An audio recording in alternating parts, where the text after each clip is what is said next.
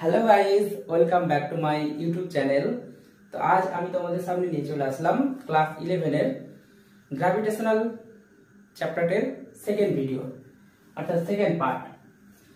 তো এই সেকেন্ড পার্টে আমরা জানবো যে মহাকর্ষ ধ্রুবক যে রয়েছে অর্থাৎ জি, সেই জি এর সংজ্ঞাটি কি হয় সেটা আমরা জানবো। তো চলো আর দেরি না করে শুরু করা যাক। তো মহাকর্ষীয় ধ্রুবক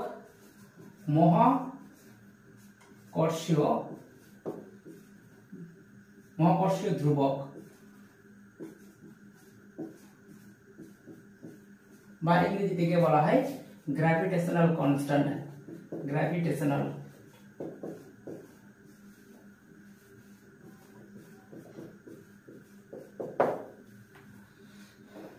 তো গ্র্যাভিটেশনাল কনস্ট্যান্ট কি? দেখো, আমরা ফার্স্ট ভিডিওতে যে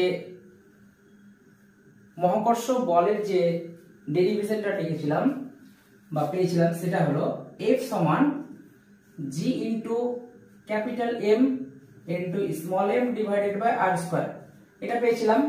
তো এখানে জিটা কি? জি হলো মহাকর্ষীয় ধ্রুবক বা গ্র্যাভিটেশনাল কনস্ট্যান্ট, ঠিক আছে, বা সর্বজনীন মহাকর্ষ ধ্রুবক, ঠিক আছে। তো এখান থেকে আমরা মহাকর্ষ ধ্রুবকের সংজ্ঞাটি কিভাবে বার করবো সেটা আমরা দেখি, ঠিক আছে। দেখো, তাহলে জি সমান আমরা কি লিখতে পারি? এখানে জি সমান হবে F R square divided by capital M into small M, ঠিক আছে। তাহলে দেখো, আমরা ফিজিক্সে সংজ্ঞা লেখার ক্ষেত্রে কি করব, এখানে যে আর স্কয়ার রয়েছে এবং নিচে capital M into small M রয়েছে, এগুলোকে আমরা একক দূরত্ব, একক ভর এইভাবে আমরা লিখবো, ঠিক আছে।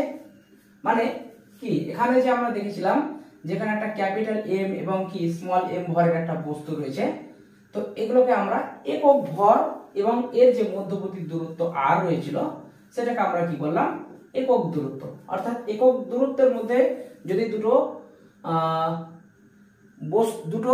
বস্তুকে রাখা হয়, একক ভরের দুটো বস্তুকে যদি একক দূরত্বের মধ্যে রাখা হয়, তাহলে তার মধ্যে যে বল কাজ করে, অর্থাৎ তাহলে জি সমান কি হবে? জি সমান হবে F into 1 divided by 1 into 1। তাহলে এটা আমরা কি লিখতে পারি? এফ এর সাথে সমান হবে। তাহলে জি সমান আমরা কি পেলাম? জি সমান আমরা এফ পেলাম, ঠিক আছে। এই জি সমান এফ যদি আমরা পাই, তাহলে আমরা কি বলতে পারি? যে দুটি একক ভরের বস্তু কণাকে যদি আমরা একটা একক দূরত্বের মধ্যে রাখি, তাহলে তাদের মধ্যে যে অ্যাট্রাকশন ফোর্স কাজ করে সেটাকে কি বলা হয়? মহাকর্ষীয় ধ্রুবক বা গ্র্যাভিটেশনাল কনস্ট্যান্ট বলা হয়, ঠিক আছে। তো এইভাবে তোমরা বলবে, ঠিক আছে। এরপরে আছে জি, সর্বজনীন মহাকর্ষ ধ্রুবক জি এর মাত্রা বা ডাইমেনশন অফ গ্র্যাভিটেশনাল কনস্ট্যান্ট, ঠিক আছে। তাহলে জি এর মাত্রা আমরা কি করে বার করব? দেখো, জি সমান আমরা কি লিখেছি এই লাইনে? দেখো, জি সমান আমরা কি লিখেছি? যে জি সমান হলো F R square divided by capital M into small M, ঠিক আছে। এখানে প্রত্যেকটা কোয়ান্টিটি কি? দেখো, এফ মানে হলো বলকে বোঝাচ্ছে, আর আর মানে কি? দূরত্বকে বোঝাচ্ছে, আর এখানে কি? দুটো বস্তুর ভরের গুণফল আছে, মানে দুটো বস্তুর ভরকে বোঝাচ্ছে, ঠিক আছে। তো আমরা যেহেতু এটার মাত্রা বের করছি, তো ক্লাস 11 এর দেখবে ফার্স্ট চ্যাপ্টার ইউনিট অ্যান্ড ডাইমেনশনে সেখানে ছিল বলের মাত্রা তোমার F সমান হয় m l t to the power -2। এখানে m কি? m হলো বস্তুর ভর, l মানে কি? বস্তুর লেন্থ, এবং কি t টু দি পাওয়ার -2 অর্থাৎ সেকেন্ড টাইম সেকেন্ডে হয়, সেজন্য এখানে t টু দি পাওয়ার -2 আছে, ঠিক আছে। তো এখানে আমরা এই ভ্যালুগুলো বসিয়ে দিব, যে f হয় ml t to the power -2 into r square রয়েছে। r মানে কি? r মানে দূরত্বকে বোঝাচ্ছে, তাহলে দূরত্বের জন্য আমরা কি লিখি? l লিখি, কিন্তু এখানে কি দূরত্বের স্কয়ার আছে, সুতরাং আমরা এখানে কি লিখব? l এর স্কয়ার লিখব, ঠিক আছে। এরপরে দেখো, নিচে দুটো m রয়েছে, তার মানে কি m ইনটু m, এটা আমরা লিখতে পারি, কারণ মাস গুলো কি করতে হয়? এই মাস গুলো সবসময় ক্যাপিটাল লেটার লিখতে হয়। তাহলে এখানে দুটো যেহেতু মাস রয়েছে, সেজন্য আমরা m ইন্টু m লিখলাম। এবার দেখো কাটাকাটি যদি করা হয়, এই একটা m এই একটা m কেটে গেল, তাহলে কি পড়ে আছে এখানে দেখো নিচে একটা m রয়েছে। তাহলে আমরা যখন কোনো রাশির যখন মাত্রা লিখি তখন m l t এই ফরম্যাটে আমরা লিখি, ঠিক আছে। তাহলে m টাকে আমরা ফার্স্টে লিখব, তাহলে m টু দি পাওয়ার কত -1 হবে, যেহেতু এই m টা উপরে চলে যাবে তাহলে m টু দি পাওয়ার -1 হলো। আর এখানে দেখো l রয়েছে আর এখানে l স্কয়ার রয়েছে, তাহলে l আর l স্কয়ার গুণ করলে হয় l কিউব হবে, এবং t টু দি পাওয়ার কত -2 রয়েছে, ঠিক আছে। তাহলে এইটি হলো আমার g এর মাত্রা, ঠিক আছে। দেখো এখান থেকে আমরা এইভাবে লিখলাম m to the power -1 l cube into t to the power -2, এটা হলো আমার কি g এর মাত্রা, ঠিক আছে। চলো এরপরে আমরা একটা গুরুত্বপূর্ণ বিষয় সম্পর্কে জানবো, সেটা হলো যে আমরা ফার্স্ট ভিডিওতে আমরা দেখেছিলাম যে সর্বজনীন মহাকর্ষ যে বল সেটা কি করছিল, পৃথিবীর প্রত্যেকটা বস্তুকে আকর্ষণ করছিল, এটাই তো আমরা দেখলাম। আচ্ছা সেটাই যদি হয় যে প্রত্যেকটা বস্তুকে যদি আকর্ষণ করে, তাহলে কি হবে যে প্রতিটা বস্তু কাছাকাছি চলে আসবে, এটাই তো হওয়া উচিত, তাই না? যে প্রতিটা বস্তুর সাথে এসে ধাক্কা মারবে, বা আমি একটা বস্তু, আমার সামনে যে বস্তুটা রয়েছে বা তার পাশে যে বস্তুটা রয়েছে, প্রত্যেকটা বস্তু কি করবে, একটা সংঘর্ষে লিপ্ত হবে। কিন্তু এটা তো বাস্তবে হয় না, আমরা কি দেখি প্রতিটা বস্তুই স্থির থাকে। তাহলে এটা কিভাবে হয়, এটা কিভাবে কাজ করে সেটাই আমরা দেখব। তো চলো আমরা এটা কিভাবে ম্যাথমেটিক্যাল এক্সপ্রেশনের সাহায্যে করা যায় সেটা আমরা দেখব। যে এই মহাকর্ষ বলের মান খুব বেশি নাকি খুবই কম, যার কারণে কোনো বস্তু কাছাকাছি চলে আসতে পারে না, বা বস্তুগুলো তারা সংঘর্ষে লিপ্ত হয় না। কেন হয় না সেটা আমরা দেখব।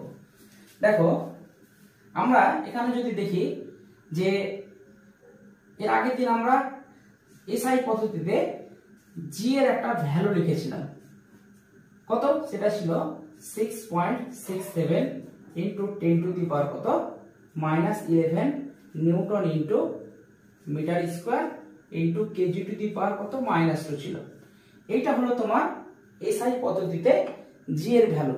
তাহলে আমরা কি করব, আমরা বার করব যে এই অ্যাট্রাকশন ফোর্সের ভ্যালুটা যদি বেশি হয় তাহলে কি হবে, প্রত্যেকটা বস্তুকে যে আকর্ষণ করছে সে আকর্ষণ বলটা অনুভব করবে কি করবে না সেটা এই এফ এর ভ্যালুর উপর ডিপেন্ড করবে। মানে এই এফ এর ভ্যালুটা যদি অত্যাধিক বেশি হয় তাহলে কি হবে, বস্তুগুলো পরস্পরের কাছাকাছি চলে আসবে। আর যদি খুবই কম হয়, এই ভ্যালুটা যদি অত্যাধিক কম হয় তাহলে কি হবে, সেই ফোর্সের ভ্যালুটা খুবই নগণ্য হবে।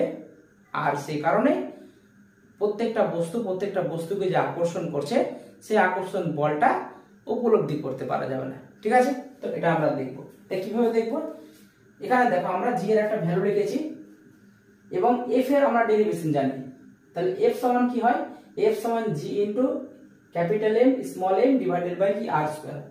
দেখো এর আগে আমরা কি করলাম, যখন জি এর আমরা ভ্যালুটা বার করলাম, প্রতিটাতে এই আর স্কয়ারটাকে একক দূরত্ব লিখেছিলাম, এবং দুটো যে মাস রয়েছে শুধু দুটো মাসকে আমরা একক ভর হিসেবে এখানে লিখেছিলাম। তো এইভাবে আমরা যদি ধরো এই বস্তুটার ভরকে একক ধরি, তাহলে আমরা এফ সমান কি লিখতে পারি, এফ সমান G into capital M small M divided by R square, ঠিক আছে। এইখান থেকে আমরা কি করব, এই এফ এর ভ্যালুটা ক্যালকুলেট করব, ঠিক আছে। তো দেখো আমরা এখানে জি এর ভ্যালুটা দেখো লিখেছি, জি এর ভ্যালুটা কত 6.67 ইনটু 10 রেজ টু দি পাওয়ার -11, ঠিক আছে। এবং এম টা কত বলছি, এখানে আমরা এম টা বলছি যে 1 এবং স্মল এম ইকুয়াল টু 1 এবং আর ইকুয়ালস টু আমরা কত বলছি 1 বলছি। অর্থাৎ দুটো একক ভরের বস্তু যদি একক দূরত্বের মধ্যে অবস্থান করে, হ্যাঁ, সেটা কি বলা হয়, মহাকর্ষ ধ্রুবক বলা হয়। তাহলে প্রত্যেকটাকে আমরা 1 ইউনিট করে ধরলাম, অর্থাৎ কি একক ভর এবং কি একক দূরত্ব। তাহলে এই মানগুলো আমরা এখানে বসাই, তাহলে ইনটু 1 ইন্টু 1 ডিভাইডেড বাই 1। দেখো এটাকে যদি আমরা ক্যালকুলেশন করি তাহলে দেখো নিচে 1 উপরে 1, 1 1 কেটে যাবে, তাহলে কি শুধু এই ভ্যালুটাই থাকবে, অর্থাৎ 6.67 ইন্টু 10 টু দি পাওয়ার কত -11 newton into metre square into KG to the power -2। তুমি লক্ষ্য করো এখানে যে ভ্যালুটা আমরা পেলাম সেই ভ্যালুটা কত 6.67 ইন্টু 10 টু দি পাওয়ার -11। দেখো 10 টু দি পাওয়ার -11 তার মানে কি এই 10 টু দি পাওয়ার -11 টাকে যদি আমরা নিচে নামাই তাহলে কি হবে 10 টু দি পাওয়ার 11 হবে, মানে একের পরে 11টা শূন্য হবে। তারপরে তো দেখো 0.67 রয়েছে, মানে আরো দুটো শূন্য নিচে নামবে, মানে 10 টু দি পাওয়ার 13 হবে। তার মানে এই ভ্যালুটাকে যদি আমরা 10 টু দি পাওয়ার 30 দিয়ে ভাগ করি তাহলে এই ভ্যালুটা খুবই একটা কম মান দেবে, ঠিক আছে। মানে এর ভ্যালুটা এতটাই কম হবে যে কোন একটা বস্তুকে আকর্ষণ করার জন্য যে ন্যূনতম বলের প্রয়োজন হয় বা আকর্ষণ হয়, কিন্তু আকর্ষণ হলে যে পরস্পরের কাছাকাছি আসে সেটা কিন্তু উপলব্ধি করা যায় না। মানে এই ভ্যালুটা কি হয় অতি নগণ্য ভ্যালু। তাহলে এখানে আমরা কি লিখব যে অতি নগণ্য, অর্থাৎ অতি নগণ্য মান হওয়ার জন্য কি হয় প্রত্যেকটা বস্তুকে যে আকর্ষণ করে সেটা উপলব্ধি করা যায় না, ঠিক আছে। তো আজকে এই পর্যন্ত, ঠিক আছে, ওকে, টাটা।